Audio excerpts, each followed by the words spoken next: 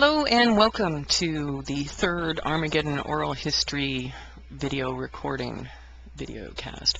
I don't have a name for it yet. Somebody send me one. Something interesting, preferably snappy, non-obscene, cool.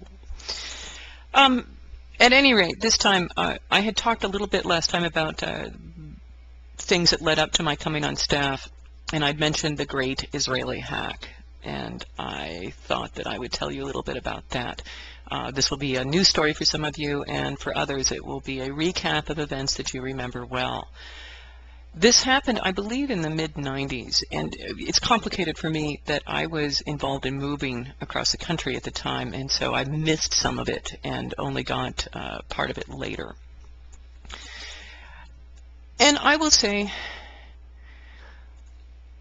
that it used to be that the game atmosphere, the game attitude, as far as staff went, used to be a little bit different. And I still see traces of this attitude left.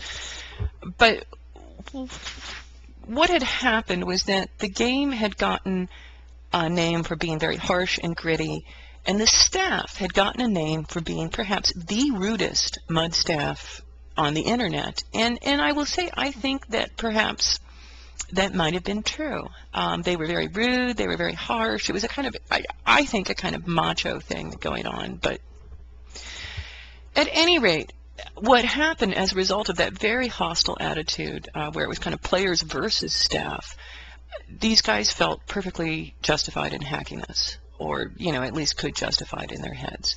It was, as far as I know, and I believe this all to be accurate, it was a group of young folks in Israel who felt that they had been wronged by staff by more than once. And I want to add that this is one of the other things that kind of led to that, was that on Sundays the game was brought down and brought up on another port and run specifically for staff and friends of staff. And I think that that led to a very exclusionary feeling, and was one of the things that I worked to get rid of, because it really was kind of, you know, crappy. You'd be sitting there going, oh, I want to play, and you'd know people were playing, you'd know events were happening in the world, but if you weren't on the favorite list, you know, you weren't there, and that was, I think, somewhat unfair.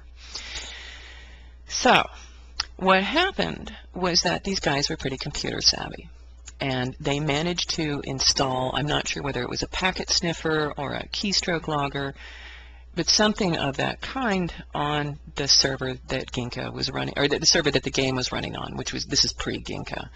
And this was not so cool, but the other thing that sort of made this even worse was that this was not just the server that the game was running on. This is the server that the University of Iowa BBS system was running on, which meant that these folks were not just getting passwords to the game, they were getting passwords to this BBS for literally thousands of people.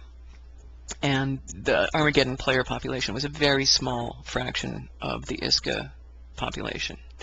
But there were a lot of staff and players on there talking back and forth, and so these guys recorded all the conversations of staff and players. And what had happened was that they had also put hooks into the code. So from within the game, they could manipulate things by typing certain commands. They could load objects, they could mess with people's stats, they could make people lose link, and that it was a mystery that many of us were not quite sure why we kept losing link, and then it turned out later to be someone actively messing with us.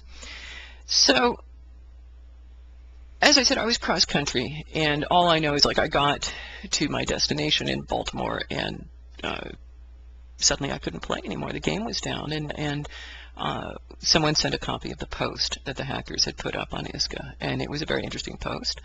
It detailed all the things that they had done. It detailed various security flaws that the staff had created. One of the things that I think is really funny is that they had included a list of the top 10 best and worst role players on the game. And I believe that I was either number 3 or number 4 on the worst role player list, because they didn't agree with the way I was running my character. So I just think that's hysterical, actually. At any rate, ended up clearing up a lot of kind of weird little mysteries that had popped up over the year before then. I had at one point noticed that I was dropping Link. I had a long-lived character die as a result of losing Link, and at the time I thought, well, someone up on staff doesn't like the way I'm playing, and they're making me lose my Link. And I was quite frustrated, but, you know, what could you say? Anything? You know, there wasn't anything to be said. Another friend of mine was convinced that the staff was out to get him because he'd had a Mantis character who died when someone mysteriously loaded a bunch of NPCs who were hostile next to him.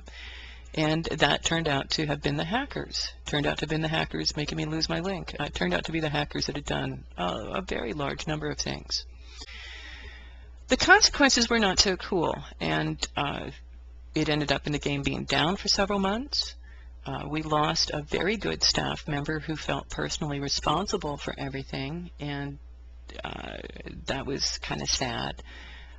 Some friendships ended up getting destroyed as a result of those private conversations getting passed around, which was also kind of sad.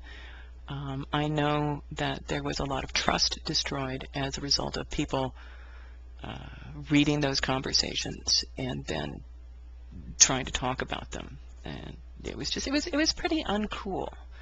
But it is, I mean, one of the good things about it is that it did alert the staff to the need for security, and it is one of the reasons why we try to be very secure. It's one of the reasons why we try to focus on security. We have a number of measures in place. We're very strict about not giving out passwords to the machine in email or instant messenger. It's all done over the phone. And I don't think that that's a terrible thing, to have been awakened to the need for security, because certainly that was something that would become more and more important over the next few years. But it did damage the game, and it is the reason why the entire country of Israel was banned for years and years and years, and I think it's only within the past 2 or 3 years that we let them back in. And it was because whenever someone wrote in and said, oh, could you, you know, my site seems to be banned, everybody go, oh God, it's one of them, it's one of them, and panic and say no. So, you know, what can you say about it? It was an interesting time. It is definitely part of the game history.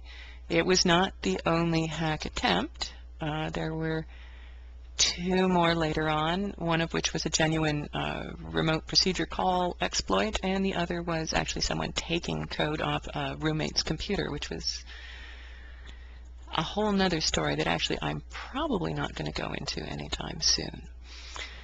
So, that is the story of the hack, and next time I will talk about something else. So, thank you, and enjoy the game, and keep playing. Bye-bye.